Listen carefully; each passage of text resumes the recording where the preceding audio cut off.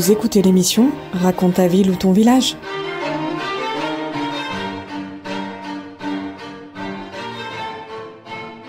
Bonjour à tous et à toutes, bienvenue sur KTB Radio. Nous retrouvons Arnaud Gandu, responsable du service municipal des archives de Briançon. Bonjour. Bonjour. Alors, actualité sportive oblige dans les Hautes-Alpes et puis en France en général. La période du mois de juillet est liée au Tour de France, surtout dans nos montagnes. Et on va parler du Tour de France il y a 100 ans, donc en 1924. Qu'est-ce qu'il en était et quels sont un peu les chiffres de cet événement sportif. Donc en 1924, il s'agit de la 18e édition du Tour de France.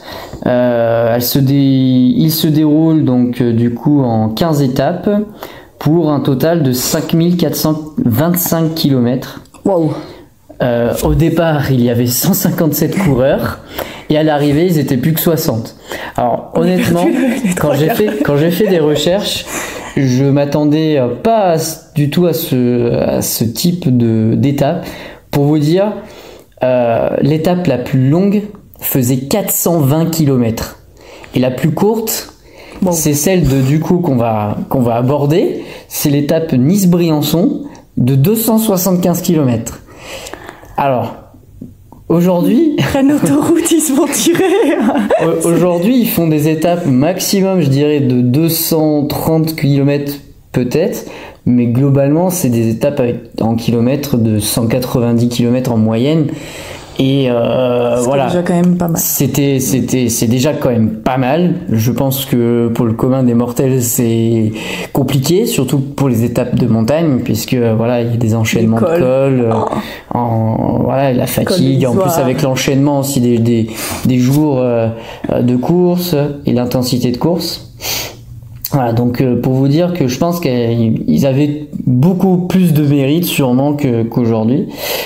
Au niveau du tracé, donc départ de Paris, et puis en fait on a un tracé vraiment au niveau des frontières de la France. Donc on part de Paris, on va direction la Normandie, l'ouest de la France, on longe le littoral, l'ouest de la France, on longe le littoral, on va jusque dans les Pyrénées. On fait les Pyrénées, on remonte le littoral méditerranéen, donc le sud de la France, et on longe l'est par les Alpes, et ensuite on rejoint Paris. Oui, que maintenant on passe aujourd'hui, c'est un milieu. Voilà, c'est des tracés un petit peu plus moins, on va dire, rectilignes, mais aujourd'hui même on délocalise alors souvent le départ dans un pays limitrophe de la France. Donc il y a eu un départ l'année dernière en Espagne, cette année à Florence, donc en Italie. Il y a eu un départ aux Pays-Bas aussi, je crois. Donc on n'est pas à l'abri d'avoir d'autres départs délocalisés comme ça. Après, ça permet de changer aussi le tracé, de voir de nouvelles routes, et puis peut-être de nouvelles difficultés parce que en fait, ce que j'ai remarqué sur les Tours de France, donc on va dire dans les années 20-30, c'est que le tracé est souvent le même. Il y a quelques différences, mais franchement, il n'y a pas beaucoup de changements. Ce qui fait que je pense que les coureurs tombaient dans une sorte d'habitude de tracé, voilà. Donc ce qui nous amène à parler de ce qui se passe donc au niveau local à Briançon. Donc Briançon va être régulièrement traversé par les cyclistes du Tour de France, hein. Je crois que chaque année quasiment. Il faudrait que je regarde un petit peu plus précisément si dans les archives j'ai peut-être 1 ou 2 années qui sautent. Mais en tout cas là en 1924, donc Briançon va être ville à la fois d'arrivée et de départ. Donc la 10e et la 11e étape du Tour de France va passer par Briançon. Donc la 10e étape, c'était Nice-Briançon, 275 km. Donc la plus petite étape de ce Tour de France 1924. Franchissement du col d'Alos, du col de Vars et de l'Izoard. Voilà. Ça fait les glisses. Alors, le départ était à 4h du matin et généralement l'arrivée donc des derniers coureurs 22h. Donc franchement, on comprend pourquoi on en a perdu autant.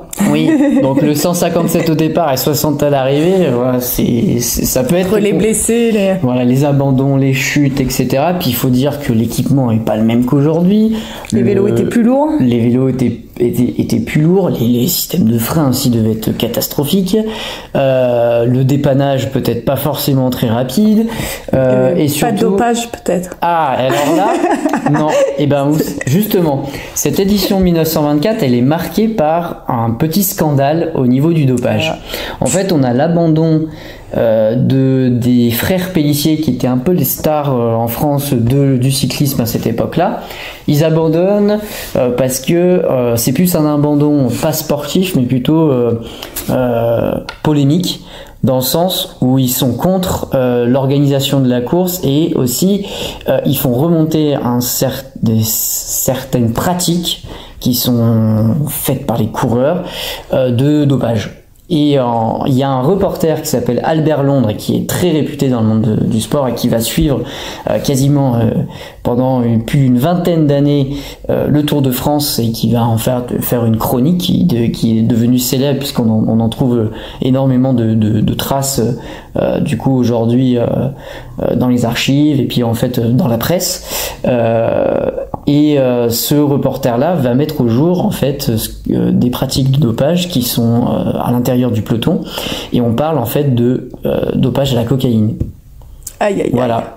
Donc ce Tour de France 1924 va être un peu le premier pas le premier prémisse, mais en tout cas le moment où on va commencer à parler de dopage dans le cyclisme.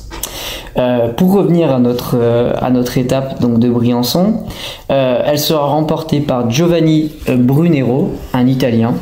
Il y avait les maillots petits pois. Non, il y avait alors les maillots distinctifs, je sais pas. En tout cas, je pense pas que le maillot à pois il a été créé beaucoup plus tard.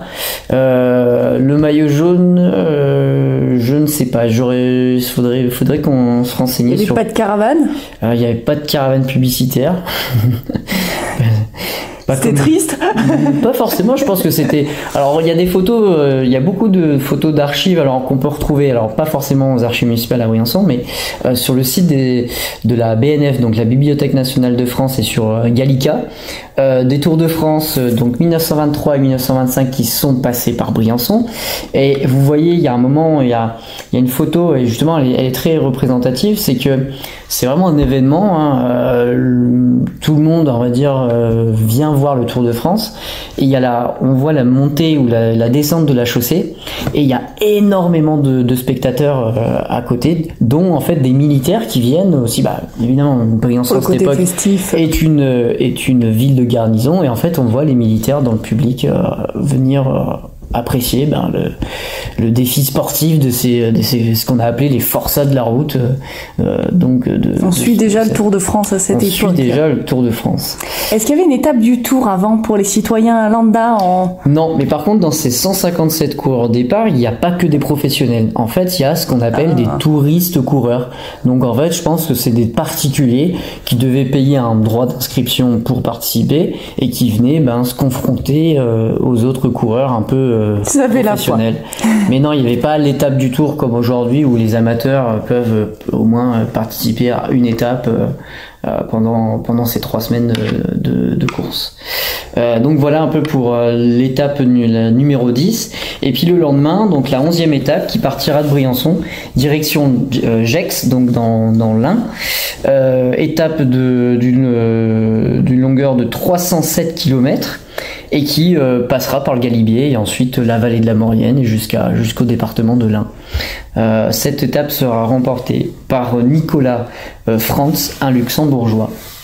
Donc voilà un peu pour le Tour de France 1924, sachant qu'au niveau des sources, au niveau des archives, j'ai pas trouvé grand chose sur ce Tour de France 1924 au niveau des archives municipales.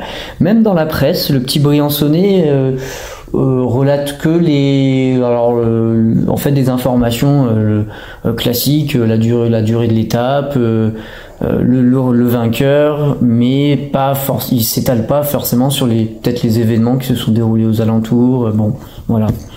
Ça se passait aussi en été. Après, il faut dire que comme on l'a évoqué peut-être dans un autre podcast, c'est que peut-être l'actualité sportive est effacée par l'actualité politique dont nous avons parlé, donc les élections législatives en 1924 qui se déroulent au même moment.